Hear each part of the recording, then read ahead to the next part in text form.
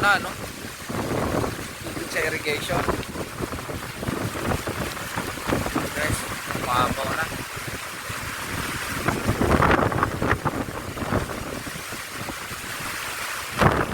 Kailangan talagang kuhanin kung para dito, guys. Kailangan kuhanin ng para, no? Dahil para hindi siya sobrang lamig, guys. Sobrang lamig. Ako ng tubig, oh. So, kailangan mahal, matagal talaga sa para dahil umaapaw na po ang tubig dito. At dito na umabara, no? Sa may daan, kalsada. Kanya kalakas ang hangin.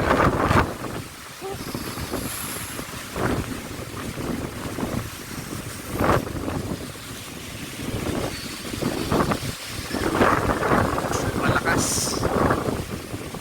Grabe. Grabe hangin.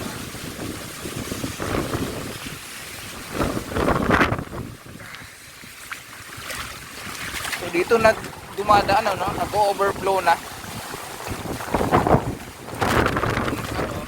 Irrigation canal, concrete canal ng NIA.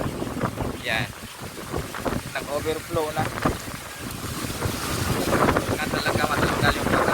So ganyan malakas ang hangin. Delikado pa ito. Delikado pa itong ano na ito. Kaway mo lang.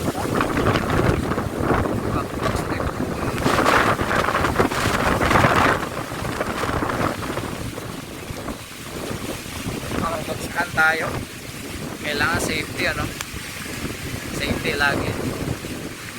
So ito wasak ng ano ito sana.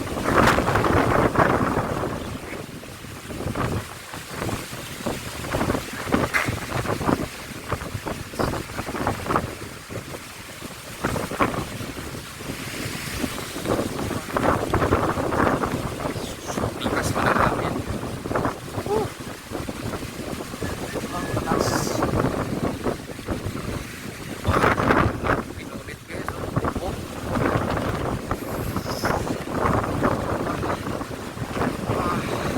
Sobrang lamig.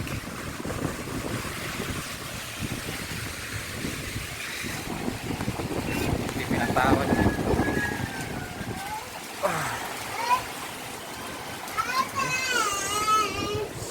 So dito nag-overflow ang sapa, oh.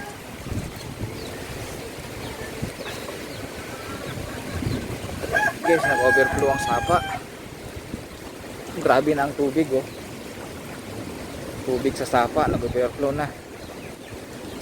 So ito yung tulay. Yung tulay na ito malapit ng ano abutin tubig. Doon na nag-overflow.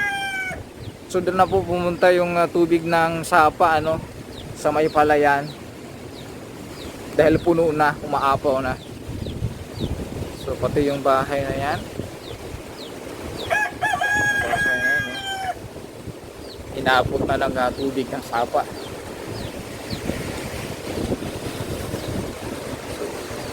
So, napakalalim na nitong sapa na ito, nag-overflow na.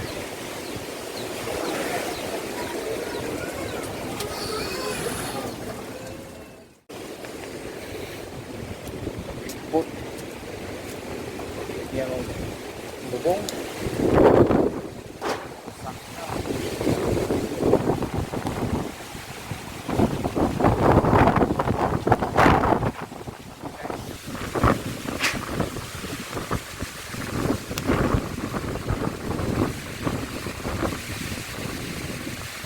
Tingnan po ninyo, guys, sa lakas ng hangin, ano, sa lakas ng hangin, tingnan mo, nagawang buksa ng ano, hangin yung ano ng motor. So karon katindi, ano,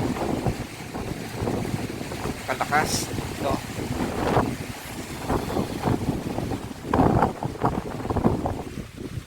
Puno ng bayabas na, wala na guys.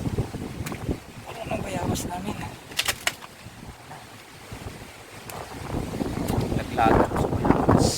Puno ng bayabas. Laglag na.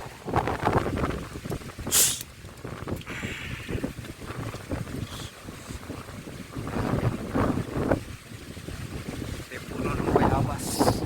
Hindi pinatawad.